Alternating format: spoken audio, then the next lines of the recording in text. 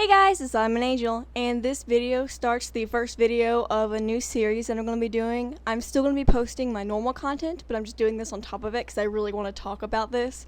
Epic the Musical. I love Epic, and I've been talking about it for so long, and I've mentioned making a video series of analyses of the sagas, so I figured why not do it now since Epic just ended, so that I can just go ahead and analyze everything. So each video will be a separate saga. So this first video will be about the Troy saga, and then the next video will be about the next saga, and so on. So the first song in the Troy saga is The Horse and the Infant, and I actually really love how this song starts off. It starts off where they're inside of the Trojan horse, and they're just discussing these epic battle strategies while also giving us, the listeners, context to the story. In the song it states, 10 years of war, they've killed us slowly, which is letting us know how long they've been fighting in this war for.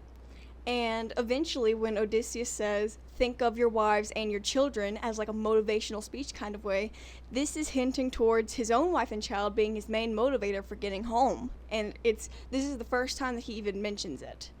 And then it cuts to this epic part where Odysseus is just ordering the men around and telling them what they're going to do in the fight, while also letting us, the listeners, learn the names of the characters. And that's probably my favorite part of the song, is just how awesome that just sounds.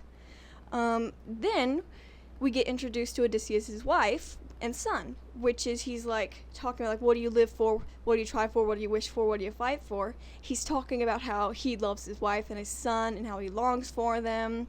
And he's just like, he's saying he fights for us. He says, I fight for us.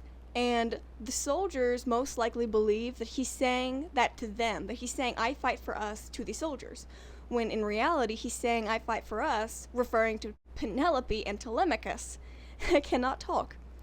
Then an epic battle scene starts where the soldiers just burst from the wooden horse and just attack the Trojans in the middle of the night, which the story of like the Trojan War and the Trojan horse is just really cool. But then they just like attack all these Trojans in the middle of the night. And then while they're fighting, Odysseus gets a vision of himself being killed by a man who he has never met before. And then Zeus shows up. So he asks Zeus, who was that? And Zeus explains the vision to Odysseus.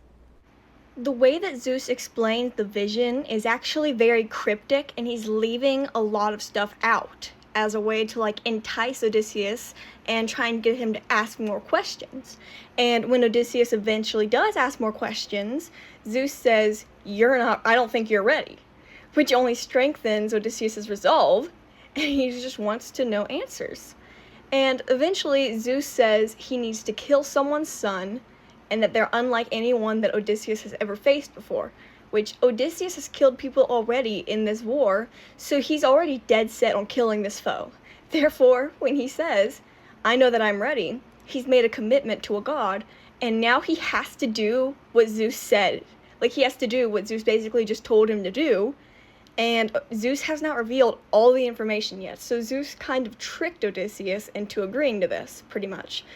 He then reveals to the man that Odysseus has to kill is none other than a baby boy. At this point, Odysseus just has no choice but to kill the child, since he's already told Zeus that he'd do it, but also he has been told that if the child lives, he will grow up to become the man who kills not only Odysseus, but also his wife and child. Odysseus then pleads with Juice, I called him Juice.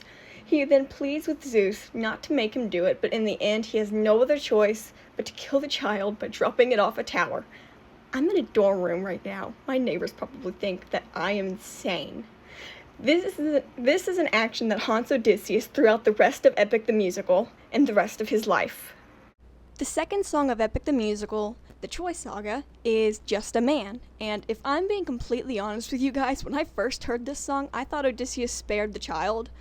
When he was saying, forgive me, at the very end he's singing, forgive me, and then he goes, I'm just a man. I thought he was saying, forgive me, I'm just a man, to Zeus, to be like, forgive me, I'm not going to do it. That's what I thought happened. I thought he he either left the child or brought it with him.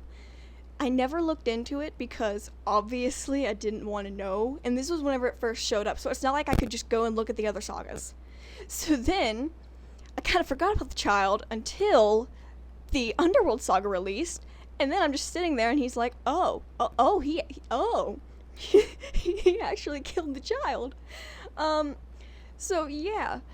But this song is about Odysseus confronting his moral values while also giving us more context on his like family and how much he loves them. Odysseus is clearly struggling with guilt over all the things that he's already done, and he's done a lot of bad things already. Like, he's in a war, he's the leader of his army, and he plays this dirty trick on the Trojans by sending them this Trojan horse as a peace offering, while instead of being a peace offering, all of the soldiers are inside of the Trojan horse, and they bust out in the middle of the night and kill everyone and win the war. That's just a dirty trick. So he obviously has this guilt, and now on top of all of that, he has to kill a child.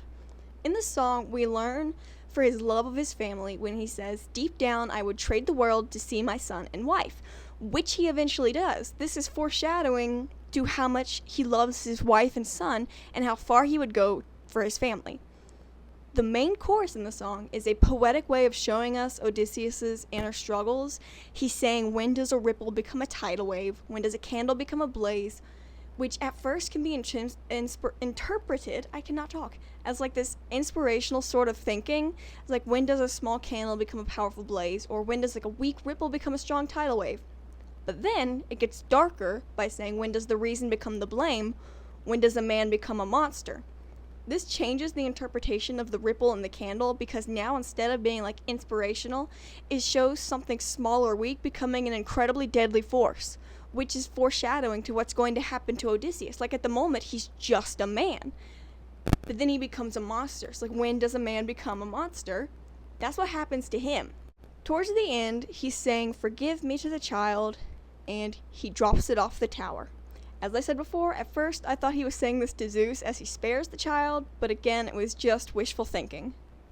The third song of Epic the Musical, the Troy Saga, is Full Speed Ahead. In this song, we are introduced to the musical's main plot and story, which is their journey home after the war. In this song, it makes it clear to tell us, the audience, just how many people are in Odysseus' fleet. And this is incredibly important because it shows how devastating the damage of the journey is when Odysseus arrives back to his kingdom as the only survivor. We are then introduced to Eurylochus, who is Odysseus' right-hand man and the voice of reason. We are also introduced to Polites, Odysseus' best friend and the cinnamon roll of the group. Eurylochus reminds Odysseus that the crew needs food and suggests that they raid the island that they've found, but instead Odysseus states that him and Polites will go ahead to try and find a way no one ends up dead. This is going to show Odysseus' more open arms policy, his more open arms belief. This is incredibly important because it's showing just how open he is to ideas and how much he doesn't want anyone else to end up dead. And whenever it gets to the end and he's more ruthless, it just goes to show how devastating this change of personality is in him by showing this. The fourth song in Epic the Musical, the Troy Saga, is Open Arms, which I absolutely loved this song. I love Polites, I love the Winians, and this song is just really amazing. In this song, it shows us, the audience, that Odysseus clearly has PTSD by having Polites point out how tense he is, and Polites then tries to convince him to relax and that he's got his back. Odysseus is literally gripping his sword and on guard despite being with another person, a person who cares about him a lot. Polites is just trying to help Odysseus be calmer and not as guarded. He's trying to get Odysseus to slow down and enjoy nature and life itself. He's saying this life is amazing when you greet it with open arms. He's trying to get Odysseus to let his guard down and just be more in tune with nature, just be with nature. This is incredibly important because at first in the story, Odysseus has this open mind policy, this open arms belief. He's going at things with open arms, but eventually he drops that and becomes more ruthless. So that's just going to show where he's getting this from, and it also shows why he becomes more ruthless, which is when Polites dies, showing that the open arms policy doesn't always work. Then the Winians show up, which spooks Odysseus and causes him to draw his sword and get into a fighting stance, which, if these weren't Winians, if these were people, that would have just provoked the people and that would have caused an unnecessary fight when they could have just talked it out. Polites knows that, so he reminds Odysseus to greet the world with open arms. So then Odysseus then becomes a bit more relaxed and talks it out with the Winians about what him and his crew needs and that they're looking for food. he's obviously still wary of the Winians and lets them know that, and lets them know about the army that could attack if they don't make it back. In the end, though, the Winians bring them the food that he asked for. Odysseus then realized that the fruit that they brought is a lotus, which controls a person's mind when eaten. Polites, being ever the optimist, asks the Winians if they have any other food. So then they show them directions to a cave full of sheep. And in the end, Odysseus agrees to greet the world with open arms, which just goes to show the influence Polites had on Odysseus. And then they all make it home and nobody dies, and it's a happy story. Woohoo! No, the fifth song is Warrior of the Mind, and this is the song that got me into Epic the Musical. I love this song so much. In this song, Athena uses quick thought to slow down time so that she and Odysseus can speak without Polites being a part of the conversation. We learn that Athena is Odysseus' mentor and quote-unquote friend in Odysseus' mind. Athena is clearly disappointed in Odysseus by saying, "Have you forgotten the lessons I've taught you?" She then says, "Have you forgotten to turn off your heart?" which is a mindset completely different from Polites' mindset of greet the world with open arms. This is incredibly important because it goes to show how Odysseus drops the mindset of open arms and eventually picks up the turn off your heart, use your head kind of mindset rather than give everyone a chance. And this just goes to show how he becomes more like Athena rather than Polites throughout the story. Athena then shows Odysseus and the audience the story of how Odysseus and her met, while also letting us know who she is.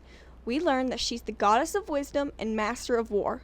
She reveals to the audience her challenge with the magic boar while showing Odysseus how they met, reminding them of the lessons. She reminds Odysseus of the goals she has for him and how she wants Odysseus to be the warrior of the mind, making decisions with his head and not his heart, which is what he's doing at the moment. He's greeting the world with open arms. He does not want people to die, so he's giving everyone a chance. Thinking with his head would be like thinking about his own survival. In the flashback, it shows how smart Odysseus is when he manages to trick Athena into revealing herself, causing her to be very impressed with him. And also moving into the thought of being a warrior of the mind. She knows how smart he is. And this also gives us some depth into their relationship. In Odysseus' mind, they are friends. However, in Athena's mind, they are just like mentor and student. This is incredibly important, revealing that Odysseus sees Athena as a friend while she sees Odysseus as a student. Because eventually, Athena leaves, which just shows us the pain of like friends separating, but eventually she comes back to try and save him, which that just goes to show how they actually are friends. We'll get more into that in the next video. That is all for today's video, guys. Please like and subscribe for the next video, which will be about the next saga. And I will be doing all of the sagas. So we're going to have a lot of fun with that. So please like and subscribe. I will see you later. Bye!